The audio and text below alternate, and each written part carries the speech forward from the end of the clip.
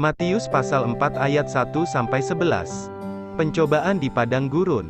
Maka Yesus dibawa oleh Roh ke padang gurun untuk dicobai iblis.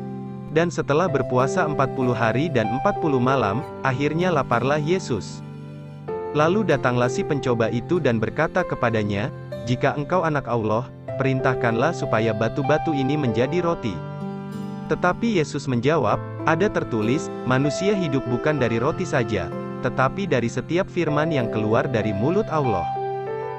Kemudian iblis membawanya ke kota suci dan menempatkan dia di bubungan bait Allah, lalu berkata kepadanya, "Jika engkau anak Allah, jatuhkanlah dirimu ke bawah, sebab ada tertulis, mengenai engkau ia akan memerintahkan malaikat-malaikatnya dan mereka akan menatang engkau di atas tangannya, supaya kakimu jangan terantuk kepada batu." Yesus berkata kepadanya, "Ada pula tertulis, janganlah engkau mencobai Tuhan, Allahmu." Dan iblis membawanya pula ke atas gunung yang sangat tinggi dan memperlihatkan kepadanya semua kerajaan dunia dengan kemegahannya, dan berkata kepadanya, "Semua itu akan kuberikan kepadamu, jika engkau sujud menyembah aku." Maka berkatalah Yesus kepadanya, "Enyahlah, iblis. Sebab ada tertulis, engkau harus menyembah Tuhan, Allahmu, dan hanya kepada Dia sajalah engkau berbakti." Lalu iblis meninggalkan dia, dan lihatlah, malaikat-malaikat datang melayani Yesus.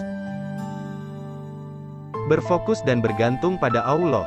Matius pasal 4 ayat 1-11. Berpuasa dalam jangka waktu cukup lama tentu dapat membuat kondisi fisik manusia menurun. Tidak terkecuali dengan Tuhan Yesus. Dalam kondisi yang demikian, ia diperhadapkan pada serangan iblis. Iblis mencobai Yesus dengan meminta Yesus mengubah batu menjadi roti. Iblis tahu itulah yang dibutuhkan oleh Yesus setelah 40 hari 40 malam berpuasa, yaitu memenuhi kebutuhan fisiknya, dalam ayat 2 pembacaan kita. Melalui pencobaan ini iblis ingin mengalihkan Yesus dari hal-hal rohani kepada hal-hal jasmani. Iblis juga ingin agar Yesus berusaha memenuhi kebutuhannya dengan bergantung pada kekuatannya sendiri dan bukan pada Allah. Namun, Tuhan Yesus tidak terkecoh dengan semua itu. Ia tetap bergantung pada Bapanya dan tidak menuruti perkataan iblis.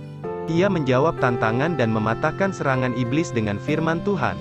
Ia menegaskan kepada iblis bahwa hidup dan mati manusia tidak ditentukan oleh kebutuhan fisik, melainkan oleh Allah, Sang Pemberi dan Pemelihara hidup. Melalui perikop ini, kita belajar bahwa iblis selalu berusaha menjauhkan kita dari Allah. Iblis mengalihkan pikiran kita dari hal-hal rohani kepada hal-hal jasmani. Iblis memanfaatkan materi dan kekhawatiran hidup. Iblis sering mengacau ketika kita sedang menyenangkan Allah. Misalnya, iblis membujuk kita untuk mengikuti pertemuan bisnis ketimbang beribadah, menonton acara televisi ketimbang mendengarkan firman Tuhan, dugem sampai pagi ketimbang melakukan saat teduh. Pada akhirnya, kita kehilangan momen bersama Tuhan. Kita tidak bisa menikmati firman-Nya, sehingga tidak lagi peka mendengar suaranya. Kita sering bertindak salah karena memakai cara kita sendiri. Kita mengambil jalan pintas agar bisa lepas dari kekhawatiran dan menyelesaikan persoalan hidup dengan cara kita sendiri. Kita makin menjauh sehingga tidak lagi bergantung pada Dia. Mari kita mengarahkan pikiran dan hati kita kepada Allah dan tetap bergantung padanya dalam menghadapi segala tantangan. Mari kita berdoa. Tuhan Yesus, ajari kami untuk selalu bergantung padamu saat kami menghadapi masalah dan tantangan hidup. Janganlah kiranya si iblis merampas kebahagiaan yang Tuhan berikan kepada kami umat-Mu. Allah Roh Kudus lindungi kami semua. Dalam nama Yesus kami berdoa. Amin.